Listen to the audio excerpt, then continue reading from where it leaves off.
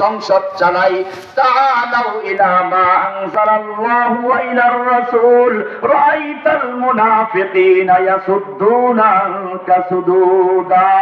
আপনি দেখবেন মুনাফিকগুলোকে আল মুনাফিকিন নির্দিষ্ট করে দেওয়া হয়েছে। মুআররাব বিল লাম যারা আরবি গ্রামার জানেন, রাআইতাল মুনাফিকিনা, এই মুনাফিকগুলোকে আপনি দেখবেন ইয়াসুদ্দুনা আনকা সুদুদা, আস্তে করে ধাক্কা মোড়াইয়া তারা চলে যায় আর মনে মনে কয় কোরআন দিয়ে আদালত চলে না। এবারে আল্লাহ রাব্বুল আলামিন আরেকটু সামনে গিয়ে বলছেন, বাইর করেন 65 নম্বর আয়াতটা। এটা গেলে 61 নম্বর আয়াত, একই সূরা 4 নম্বর সূরা 65 নম্বর আয়াত। আল্লাহ কি বলছেন? ফালা ওয়া রাব্বিকা লা ইউমিনুনা হাত্তা ইউহাক্কিমুকা ফীমা শাজারা বাইনাহুম। فلا وربك لا يؤمنون حتى يحكموك فيما شجر بينهم। না, আপনার রবের কসম, ওরা মুমিন নয়। ওরা যতই দাবি করব, হাজি হোক, গাজী হোক, নামাজি হোক, রোজাদার হোক, যত যাই করুক না কেন, ফালা ওয়া রাব্বিকা লা ইউমিনুনা, ওরা ঈমানদার নয়, ওরা মুমিন নয়। হাত্তা ইউহাক্কিমুকা ফীমা শাজারা বাইনাহুম, যতক্ষণ পর্যন্ত শাজারা, তাদের মধ্যে মুশাজারা, ঝগড়া বিবাদ, মামলা মোকদ্দমার ক্ষেত্রে আপনার আদালতে বিচার না নিয়ে আসবে। সুম্মা লা ইয়াজিদু ফি আনফুসিহিম হারাজাম মিম্মা কাদাইতা, আপনি যেই বিচার করবেন, আপনার যেই ফয়সালা হবে, এই ব্যাপারে তাদের মধ্যে কোনো সংশয় থাকবে না, দ্বিধাদ্বন্দ্ব থাকবে না, একেবারে নির্দ্বিধায় কোরআনের বিধানকে মেনে নিবে। প্রশ্ন করবে না নারীদের কেন ঠকাইলো, অর্ধেক সম্পত্তি কেন দিল, এইটা কেন করলো, পর্দার বিধান কেন দর করলো, চোরের কেন হাত কাটা যাবে, এই সব প্রশ্ন করবে না।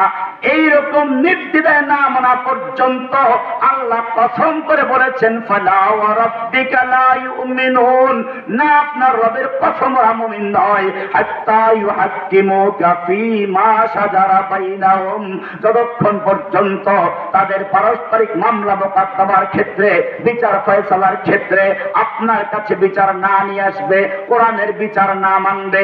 সুম্মা লা ইয়াজিদু ফি আনফুসিহিম হারাজাম মিম্মা কাদাইতা, আপনি যেই বিচার করবেন সেই বিচারের ব্যাপারে তাদের মনের মধ্যে হারাজ থাকবে না, দ্বিধাদ্বন্দ্ব থাকবে না, সংশয় থাকবে না। ওয়া ইউসাল্লিমু তাসলিমা, সম্পূর্ণভাবে আল্লাহর কাছে আত্মসমর্পণ করে মেনে না নেওয়া পর্যন্ত মুমিন হতে পারে না। কে বলেছেন? আল্লাহ। এটা কেন বলেছেন জানেন? এর পিছনে একটা ঘটনা আছে। এক ইহুদি আর এই যে 61 নম্বর মার্কা মুসলমান, এই দুইজনের মধ্যে একটা বিষয় নিয়ে ঝগড়া হয়েছিল। আল্লাহর নবীর আদালতে মামলা গেল। আল্লাহর নবী উভয় পক্ষের কথা শুনে ইহুদির পক্ষে রায় দিলেন। আজকে হিন্দুদের মনে রাখতে হবে, বাংলাদেশে হিন্দু যারা, এতদিন পর্যন্ত তোমাদেরকে এক স্বৈরাচার ইসলাম ও ফোবিয়া, ইসলামের ভয় দেখিয়ে তোমাদেরকে একচেটিয়া ব্যবহার করেছে। সময় এসেছে ইসলামের দিকে ছায়াতলে চলে আসো। আল্লাহর নবীর বিচার দেখো। আল্লাহর নবী ইহুদি এবং একজন মুসলমানের বিচার করছেন। উভয় পক্ষের কথা শুনে ইহুদির পক্ষে রায় দিলেন। মুসলমানটার মনে মনে ভাবলো, দেখি ওমরের কাছে গিয়ে আপিল করা যায় কিনা, বিচারের ছানিকরণ, আপিল করানো। জজ করে রায় হলে তো আপিল করা যায়, হাইকোর্টে যাই, ওমর বিন খাত্তাবের আদালত। মনে মনে ভাবলো, ওমর তো কাফেরদের বিরুদ্ধে কঠিন, আমি যখন মুসলমান এই কথা শুনবে আমার পক্ষে রায় দিবে। ইহুদি বলল, ঠিক আছে, আমার আপত্তি নাই। কারণ ইহুদির বিশ্বাস ছিল, যেই নবী ন্যায় বিচার করেন সেই নবীর ছাত্ররাও ন্যায় বিচারই করবে।